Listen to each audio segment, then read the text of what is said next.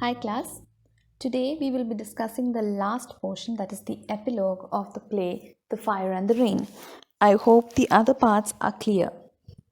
So, in the prologue we saw that the play was going to begin and Aravasu was on stage, and then in Act 1 we came to the real life, right?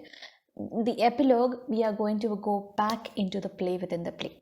All right, so that's what's happening. We know already that there is a play within the play, okay, and this is a play that will be performed by Aravasu, and the actor manager has already told us that this is the play of Indra and Vritta. Okay, sorry, Indra, Vishwarupa, and Vritta.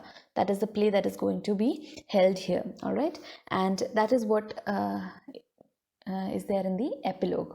Okay, so as the last act ended, we saw that Aravasu was given a mask, that he was going to play the demon, right? And he was given a mask, and the actor manager was telling him that you have to become the mask, you have to let it engulf you completely. Now when the epilogue begins, Aravasu is putting on the mask, and then suddenly we are taken to the scene where the play is being held. There is a roar of drums, there are a lot of people that are gathered there, and Aravasu dances violently. Okay, because he's a demon, he dances in a very, very violent manner. If you've seen the movie, Milind Soman has done it quite well. All right, the audience is also very enthusiastic. They respond with enthusiasm. The play has begun. The actor manager, who dresses up as Indra, he enters from one side. All right, and there are no more actors, so the actor manager's brother is dressed as Vishwarupa. Now the story here is actually about Indra and his brothers Vishwarupa and Vritta.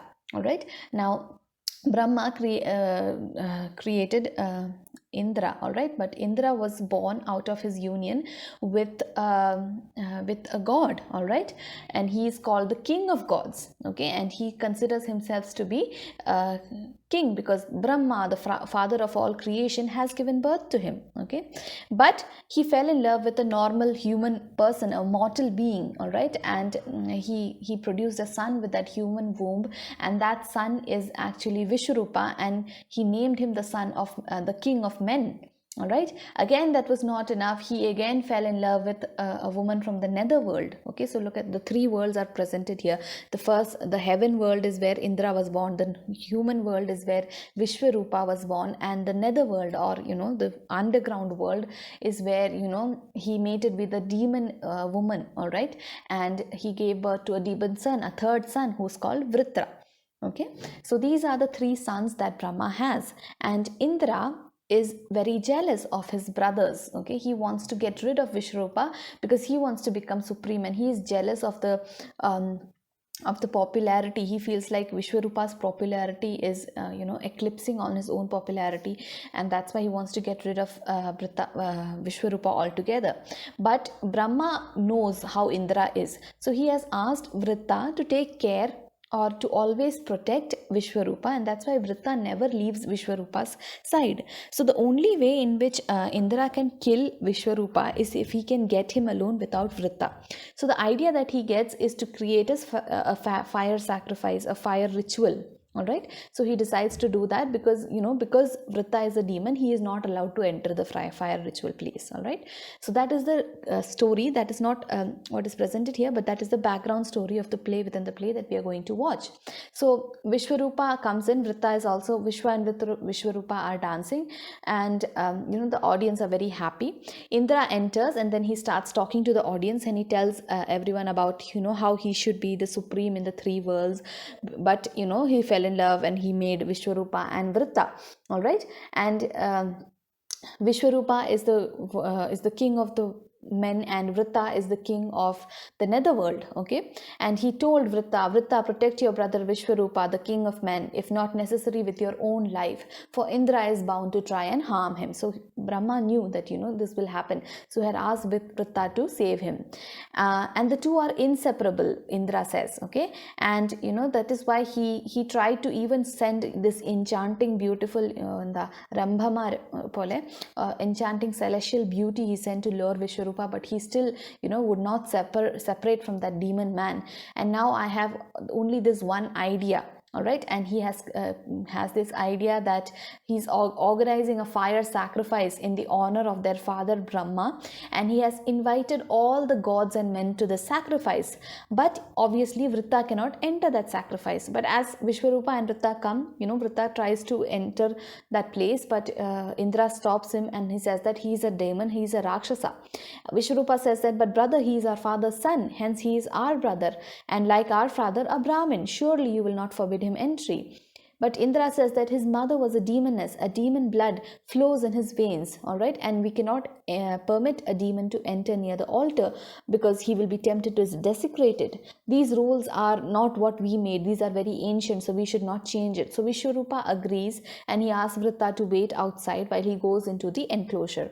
And that is when Vritta is still confused. He knows this Indra might try something. He says that they say that gods should never be trusted. All right, he says.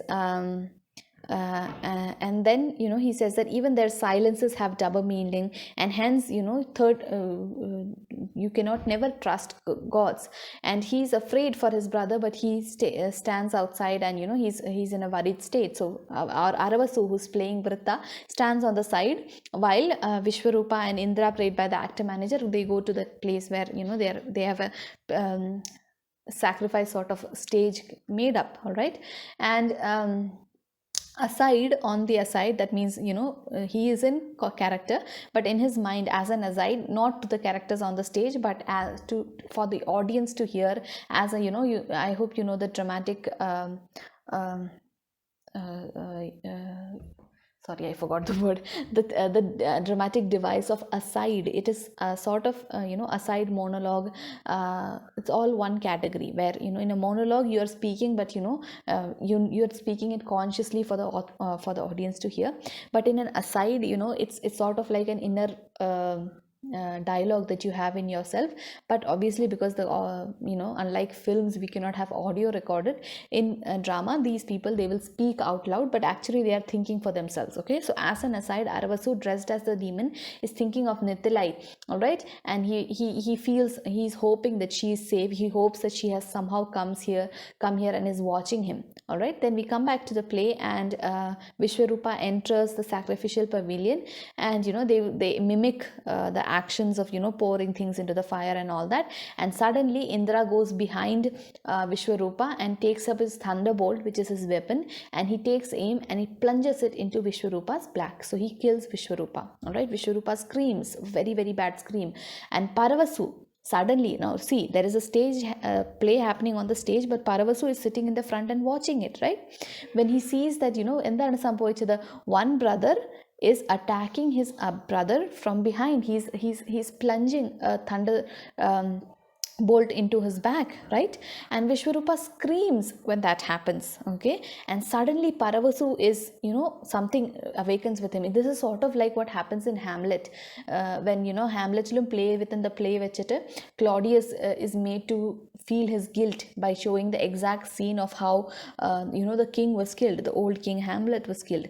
So similarly here, Paravasude ആ ഒരു guilt feeling വരാൻ വേണ്ടി, his consciousness awaken ചെയ്യാൻ വേണ്ടിയാണ് ഇത് സംഭവിച്ചിരിക്കുന്നത്. It is shown that one brother is attacking the other from the back. പുറത്ത് കുത്ത് ആ ഒരു പണി തന്നെയല്ലേ പരവസുവും ചെയ്തത്. he killed his own father and then he put the blame on his brother. So he suddenly jumps off on his feet, and the Brahma Rakshasa who appears next to him. Okay, and people are all shocked. They are all frozen because they don't understand why Paravasu screamed. No, wrong, that's wrong, he says. All right, so Paravasu says that ingane alla, okay, Indra did not mean to kill him. Okay, he was panic stricken. So right now, while he is defending Indra and Indra's actions, what happens is that he is defending himself. He didn't know what to do. He was panic stricken, and when he saw his own brother standing there near the fire sacrifice, he became panicked. He felt like, what if he tells that I killed my father, then everything that I worked for these 7 years will go away. That's why I did it. So that's the explanation that he tries to give, but no one understands what he's talking about because everyone else is watching the play, right? So Paravasu is talking to the Brahma Rakshasa here. Okay, he's very confused. So Paramarakshasa understands that ഇവനോട് പറഞ്ഞിട്ട് ഒരു കാര്യമില്ല. I see that you cannot help me, you have enough problems of your own, I am going. He says goodbye and goes. Okay. And Paravasu at this moment shouts, come back, demon. Okay. The stage was frozen till this point, and suddenly, they start acting again, and the audience, who were shocked by Paravasu's shout, they look at him, and Aravasu reacts to his brother's voice. Okay. And he looks at Paravasu to see what has happened. Vishwarupa, who's dying, he continues screaming because he had stopped screaming when Paravasu shouted. And Indra strikes again. Okay. You brother, why? I trusted you. Now look at those words Vishwarupa says. Okay, these are the same words that Aravasu says when he's been taken away by the soldiers, as he's blamed for the murder of their father. Okay, so those words, they hit Paravasu. And Vritta says, whose voice is that? Familiar words. Now here, from this point onwards, Vritta, he completely goes into another character. That means Aravasu is not himself. Okay, he's consumed by the mask, by the character that he plays. Those words may remind him of what has happened in his life. Okay, so he says, why brother, why this treachery? Okay, and Indra laughs and he says, that Vishwarupa is dying. Okay, another treachery, Vritta says, another filthy death. How long will this go on? So right now Vritta is Vritta as well as Aravasu. So he's talking about the death around everywhere. Remember, he was earlier talking to Nitilai and saying that dead bodies are following him everywhere.